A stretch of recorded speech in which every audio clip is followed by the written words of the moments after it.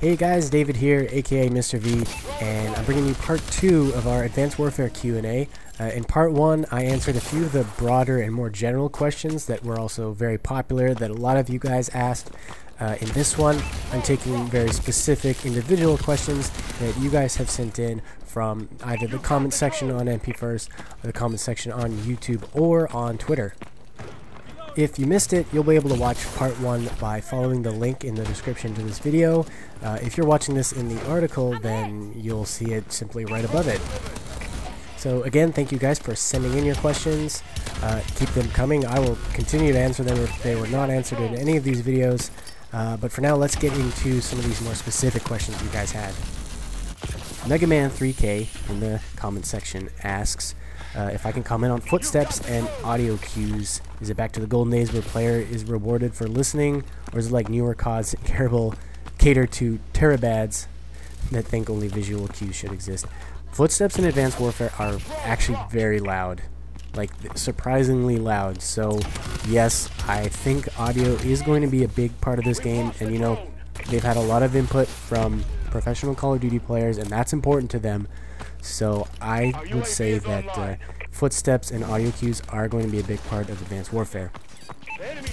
Another actually interesting question from Mega Man 3K. He's asking me, how did the Advanced Warfare's press event or reveal compare to other reveal type settings of other Call of Duty games, specifically referencing Ghosts?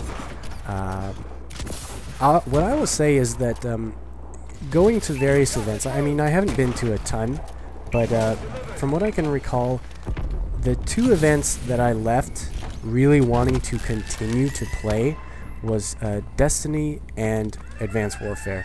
Those are the two games that, you know, even though we've got like 4 hours, 5 hours straight of playing it, I just wanted to go back and keep playing. It's, you know, Sledgehammer's really doing something different here, and it's frankly very, very exciting. And you know, just like I said in my preview, I felt like I was learning it all over again. So even though, you know, I went through my 4 hours of gameplay, I was still figuring a ton of things out by the end of it. And not in terms of like equipment or perks, I mean like just the sort of strategies I would use in just my player movement. So, you know, like I said, the skill gap has increased, and that kind of, for people who I guess are more competitive minded, that's going to really urge them to continue to play and continue to get better. On MP1st, Mitch asks if there is any info on how unlocking weapon camouflage patterns works. So you can unlock weapon camouflage patterns through the supply drops. Those are completely random, in addition to random weapon stats, and that falls underneath the weapon loot or weapon gear category. To my understanding, however, there will be some way that you can still unlock, I think, your more traditional weapon camos through ranking up your weapon. They didn't really talk at all about how or if there is going to be any sort of a weapon ranking system like in Black Ops 2. I personally really hope there is, because I loved it. I thought that was really cool. And yeah, so I actually wish they talked more about it. Enokrut, tough name to pronounce, on MP1st asks what the aim assist felt like. We were playing on Xbox One dev kits, so there was, you know, there was aim assist, unlike the PC version, which a lot of the guys are playing right now at Gamescom, and I think a lot of them are saying that there's no aim assist, so it's a lot harder when playing with a controller, that is. Aim assist, to me, you know, that was hard to sort of start noticing it. It wasn't something I thought about, because that's just such a natural thing. As primarily an Xbox One gamer, I'm just used to it, so I couldn't really think about it.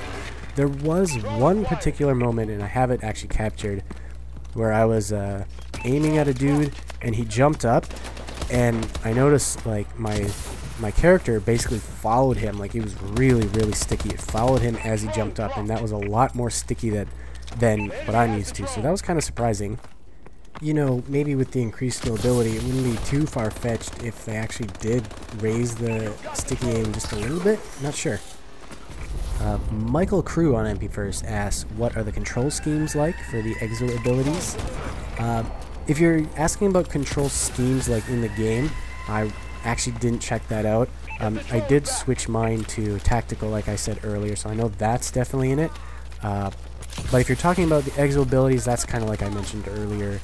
They're, you know, the boosts and the dashes and the sprints, that's underneath the left thumbstick. Underneath the right thumbstick is your ability to, or I should say, underneath your crouch button, whatever that is, whether it's the thumbstick or B, that is responsible for your boost slide and boost slam. A.W. Kenny on MP1st was asking about sight attachments and if there's anything similar to Black Ops 2's was it target finder.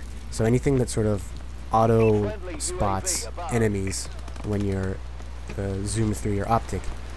As far as I can tell, no. There was that target enhancer attachment that I actually didn't play around with. No, that's not true. I played around with it on one of the default classes, and it did not highlight enemies. It might have, maybe it did. You know, you're gonna have to find that in some gameplay that I don't think I captured, so you're gonna have to go look for that somewhere. But the only other thing that's similar to that is maybe the thermal scope. But that's sort of just like any thermal scope you might be used to in other games. You know, just like in Ghosts, for example. It looks very different. It's very like heat based, and it's kind of features your like reds, greens, and blues. Obviously, blues signifying something cooler, and red signifying something hot. So you'll find that in the attachment list. There's also the tracker, which if you injure an enemy, it will pop them up on your mini map. So let's say you shoot them, and then they quickly dodge around a corner, which will happen a lot with these new movements. The tracker will spot them on your mini-map, so you can, I guess, follow up with the kill easier. So last question from the comment section on MP1st. Psychotic X asks about the player count. Is it going to still be 6v6? In any scenario that we played in and that I'm seeing at Gamescom right now, it is 6v6, but they have actually not said or answered anything about player count just yet. So, you know, unfortunately we don't know at the moment. I would not be surprised if it's more. You know, I think that's just the setup they had then. If it is more, then there's definitely going to be some sort of ground war game mode that will have 8v8 or 9v9 or something like that. But yeah, unfortunately we don't know. Alright, on to some YouTube comments. Brunogt 1982 asked about resolution and frame rate. Frame rate's definitely 60 frames per second. Resolution, we asked about it. They were not able, well, the answer we got was that they're still working on it. So yeah. The last we heard from the gameplay trailers that some other sites did an analysis on, it was like around that 900p on the Xbox One. But, you know, they did say it's going to be more than that, they just haven't finalized it yet. Now, also on YouTube, Burn Notice Mania asks if shotguns can use as secondaries, or if it is the overkill wildcard. It is the overkill wildcard, so, you know, just like Black Ops 2, you only have a primary and a secondary by default, but you can equip the wildcard to then equip a secondary weapon that is also a primary. Absol89 wants to know if there are any features that I didn't like that I thought could disturb the competitive nature of the game. At first glance, no. There was nothing. I mean, everybody was kind of thinking, you know, when they saw the cloak, they're like, oh my god, that can't be good. But kind of like I answered earlier, there are better exo abilities that I think that the competitive players will gravitate towards too, and they'll likely avoid the cloak altogether. One thing I noticed is that every weapon was had some sort of characteristic to it that was very different from the other. You know, some of them have like the first 5 bullets in their magazine do more damage than the rest, whereas some of the other ones it's like a slower fire rate to begin with and then faster. And then for some weapons it was a total opposite. It's like the first 3 or 4 bullets in any burst are really fast and then it slows down, but the accuracy increases. So, you know, with all those different weapon behaviors, it will be interesting to see what the pros kind of think is the best, or, you know, what is the most effective. I do have the feeling that there are going to be some weapons that they're going to be like, nah, this is just will never work in competitive. So at first glance, there wasn't really anything that screamed, you know, this won't work for competitive gameplay. Maybe other than the fact that you do have actually access to a lot of abilities. Like, not only do you have on your right arm the Exo launcher, which is your tactical or your lethal grenade, but then you have your ability in addition to your kill streaks, in addition to your, you know, your regular sort of movement, and then just your weapon. So it kind of seemed like there were a lot of things to choose from, and you know, I don't know if maybe all this extra stuff will be harder to balance. So, you know, basically what I'm saying is anything that might disrupt competitive gameplay, I think we're gonna have to wait and see, take the wait and see approach. So Craig Barlatani on YouTube asks if weapon attachments are unlocked like Ghosts with a sort of currency system, or like the original Black Ops, or if it is if they're unlocked through weapon progression. I think it's the latter. Again, they haven't really confirmed, but I just didn't see anything that indicated that there would sort of be a currency system. So I think it's going to be progression-based unlocks. Anthony J 4891 or 4891 asks, "No dead silence? No dead silence. Not that we saw." And I saw a Twitter conversation between Glenn Schofield, and Michael Condrey, pardon me, and somebody asking the same question. And the gist of it was that it sounds like the feedback they got was that it was a very crutch perk. You know, it's just something that like everybody has to use, and so maybe what they decided was to just get rid of it and just kind of force everybody to learn how to deal with the sort of current setup for audio cues that they have right now. That might be the approach they're taking. So no, I didn't see any dead silence, and it doesn't sound like they're going to add it, but could be wrong. Edmundo Studios asks if the PC version is any good. I don't know, man. It was all on console, so well, that said, actually, maybe go look at some of the YouTubers right now, because a lot of them are recording gameplay at Gamescom, and that, from what I'm told, is on a PC build but with an Xbox controller, so you might be able to find out something there. Alright, so for the last bit, we're going to move on to some Twitter questions. TallyFTW asked if Flak Jacket counters Danger Close effectively. I think so. I don't know the sort of the very specific stats of those two perks, but I think they did a good job in previous Call of Duty games, and I think that's going to be carried over here. Maybe ask some guy like Drifter, who's really into the stats. He might be able to answer that actually a little bit better. So at Jordan X Brooks asks if the toughness perk is something we will, is it like a crutch perk, something we need like focuses and ghosts? Personally, yes. I mean, I kind of just think that that's something everybody has to have, because when it boils down to it, it really is about gunfights. Who has the better aim, and if you're flinching more than the other guy, then you're, even if you started shooting each other at the same time, the other guy who has focus is going to have the advantage, and that's something that applies to basically 100% of your kills. So therefore, yes, it's kind of like a crutch perk. So I would say yes. At KIR Big 50, kind of interesting and fun question: if Titanfall released a pilot-only mode and then added customization, just like Advanced Warfare, how would they compare? Which one would I like more? I'm gonna have to answer Advanced Warfare on that one.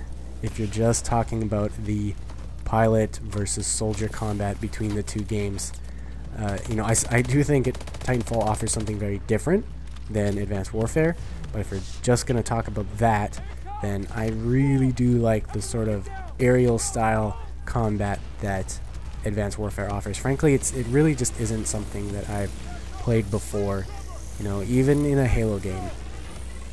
Also on Twitter, Hammerhead1221 asks if there's a perk that lets you launch the spike launcher thing faster. No, from what I know. And second is, what are the difference between current and next-gen builds? That is something we don't know, but it is very interesting, right? Because they do have a different developer doing the current, or I should say the previous generation version of Advanced Warfare. But much like Destiny, I easily predict that the content will be exactly the same. The only thing that will differ is the graphics and the visuals. So yeah, I'm gonna say that's the big difference. It's very likely that both will be 60 frames per second. I highly doubt that, you know, they're gonna go for better visuals on the previous gen consoles and make it 30 frames per second. Then frankly, that just would not be Call of Duty anymore. Spinning Plates on Twitter wants to know what is quote-unquote sound whoring like for footsteps and jetpack boosting. I talked about footsteps earlier. That's definitely going to be there. And as for the jetpack boosting, yeah, what they're doing this time is now any movements you use with it, you know, you'll show up on the radar. When it comes to the audio cues for it, I think they were there. That was actually something I didn't pay too much attention to. So, but I do think that that's something they would like to include, or something that they want to keep you on your toes about, or constantly considering when it comes to your movement. AJ Zombie 10 wants to know if panic knifing is in the game. It's they did go back to the sort of classic style of knifing in Advanced Warfare. In Advanced Warfare, where it's, you know, it's not like Ghosts where you sort of grab the opponent and go through this knife animation. It's now, well, now it's a punch, right? So it's a super punch and you knock your opponent going back. I noticed there's maybe a slight delay. It's kind of like he almost charges up, or, you know, winds his punch up before he knocks your opponent out. It's still a one-hit kill though. And I noticed also that you really have to aim it. Like, there's no, from what I can tell, or at least the build we played, there was no auto aim, and you really had to have your cursor like right on them in order to get them with it. So that was very tough. So I guess panic knifing's in, but you do got to be more accurate with it and time it better. And lastly, last question of the day, Jace7575 wants to know if there are several co-op kill streaks. There are definitely several. It's not just one, but I think it's going to be limited to the sort of those like chopper gunner style gun streaks, where, you know, it would make sense to have a secondary pilot involved in that score streak. You know, I'm not sure about the UAV, like how would that work, but yeah, there's definitely going to be, I think, more than one. Well, alright guys, I think that is going to do it for part 2, thus concluding our Call of Duty Advanced Warfare Q&A. Thank you so much for sending in your questions, and I hope I did a decent job answering them. Feel absolutely free to keep them coming. You know, our comment sections are always open. You can always hit us up on Twitter, either the website at MPFIRSC or myself on Twitter at Mr_Veselka. Let's keep the discussion going, and meanwhile, keep your sights on MP First for all your Call of Duty Advanced Warfare news. You know, we still got a couple things to look forward to, like more details on prestiging and ranking up, as well as the cooperative modes that they haven't talked about yet. So stay tuned, and I will catch you guys later.